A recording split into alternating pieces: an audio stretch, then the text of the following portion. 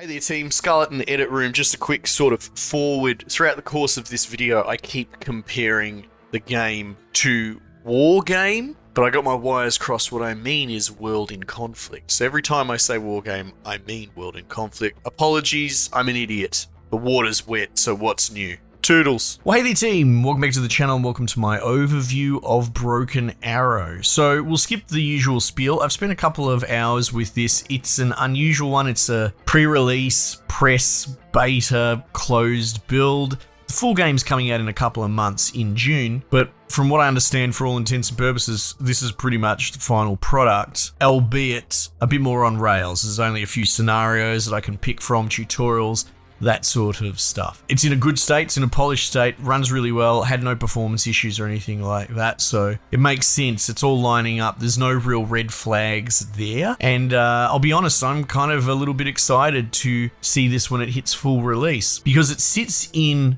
a space which I feel like there's a bunch of fans that have been left wanting ever since War Game. In fact, I think Broken Arrow's got a lot of hype. I mean, you're the one watching it, you could tell me.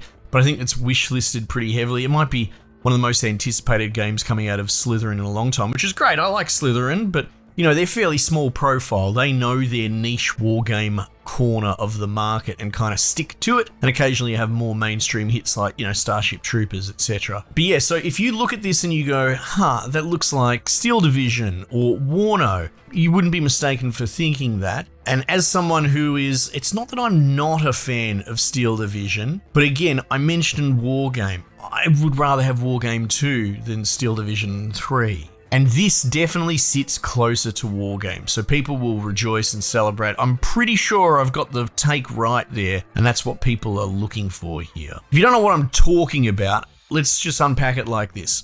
Warno and Steel Division, ultimately the same game, difference being setting. One's World War II, one's pseudo-modern. I think it's sort of Soviet Cold War 70s, 80s, I can't remember. But in that, a lot of it rotates around the DNA of War Game, in that there's a very rock, paper, scissors heavy mentality to the way that your units verse each other. You know, you bring artillery to kill infantry, you bring infantry to kill, oh god, I don't really know, I haven't played it in a little while, but you know, there's anti-air, but then air can pick out targets, that sort of stuff. And it all plays out over a humongous map, and there's long transit times, and I did get a lot of value out of it playing with a couple of my army mates, you know, where we would all take like a third of the battlefield each and verse AI, for example. But it is slower. It's more laborious. Getting units up to the front of the battlefield, you have to kind of consider that delay. This is a bit more smaller scale. It's still very high spectacle, but it's scaled down. It's a lot faster and punchier with the reinforcements.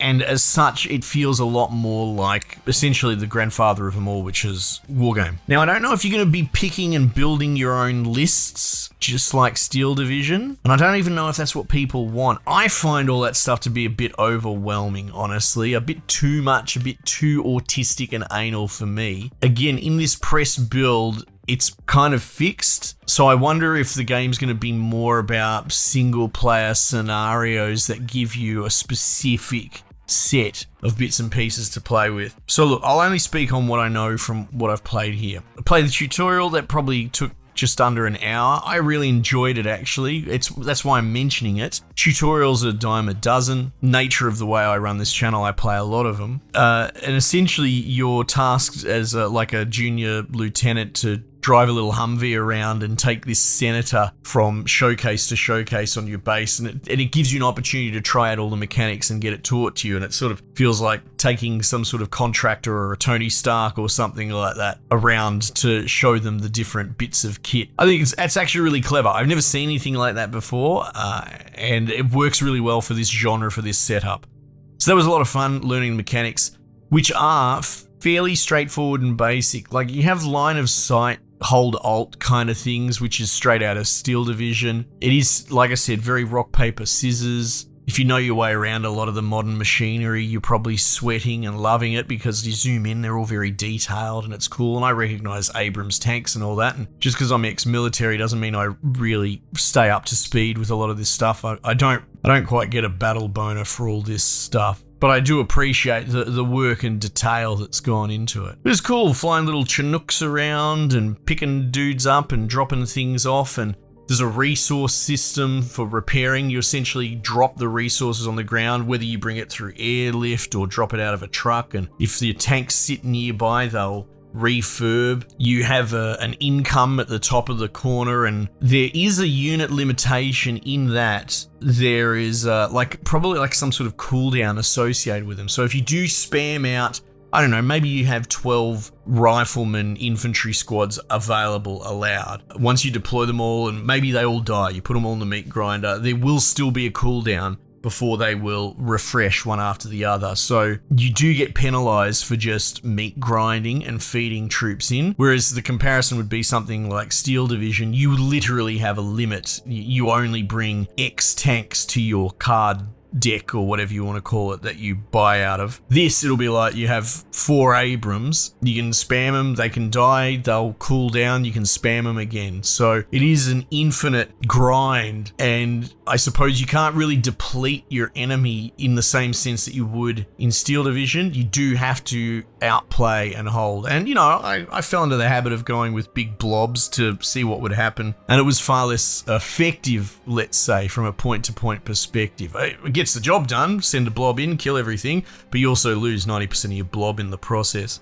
So yeah, played the tutorial, played a couple of scenarios. There's a really interesting one where you're like invading as the Americans, and there's an airfield, and you have to take out, there's different altitudes of planes that fly, and they have different defense systems, and the tutorial goes through all that as well, which is really interesting. So you can have like longer range radar to shoot down missiles and all these modern considerations. In that particular mission, there was not really an ingress point on land, on foot. So, you know, you're using Hercs to drop all sorts of stuff in. You could load it right up, and, you know, it is risk reward.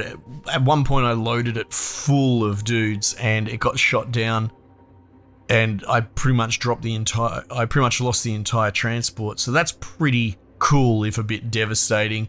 Even your little pilots can eject out and they can run around on foot. I mean, what are they going to do with their little pistol? Probably get minced, which is exactly what happened. You can get different weapons teams, you can get scouts. So it's the same sort of Steel Division recon system. You have dedicated recon units to extend your field of vision. You got drones in this, at least recon drones in the scenario I was playing. You can bring in A-10s and F-15s and all sorts of cool aeroplanes, and they get a little bit more fiddly, where most guys just sort of fire on sight. You know, you move them, you put them in cover, you get an angle, you get line of sight, they fight, and you try and win the rock, paper, scissors. Planes get a little bit more involved, and you can do like strafes, laser designation for precision strikes, bombing runs. They had some sort of truck mortar artillery nonsense that was absolutely obliterating me, but I bombing run the shit out of that with airplanes, and that sort of allowed me to break through. The enemy was keeping me honest, poking and probing from different angles, so leaving dudes behind to hold buildings, you know, while I was doing it kind of accidentally, turned out to be the play, just to deny the flank. Anyway, all in all, it's shaping up to be another one of those games. Kind of like Steel Division and Warno, leaning a bit more to Wargame. It's not quite Wargame. So like, if you're expecting it to be Wargame, elbows only, free-for-all, skirmish insanity, which I kind of loved about Wargame, that's not what this is. It sits between the two. So much so that I would say, like, if you do not like Steel Division, I would be careful picking this up straight at release. You know, just tread carefully and watch the coverage, that sort of thing, because it still has a lot of that in it. Anyway, but I think it's cool. It seems polished as anything and good to go, and lots of different units, and the spectacle, I will admit, with the modern setting, you know, seeing helicopters blast off all their chaff and seeing the missiles get shot down and buzzed down by, I don't know what I'd call them, Sea-Wiz, but the same sort of thing, or intercepting long-range missiles. It's just really cool watching that sort of stuff. I haven't really seen a lot of it in anything recent in this RTS battlefield management space. So that's cool. Anyway, no need to waffle. Team, might just leave it there for the time being, and I'll catch you guys on the next one.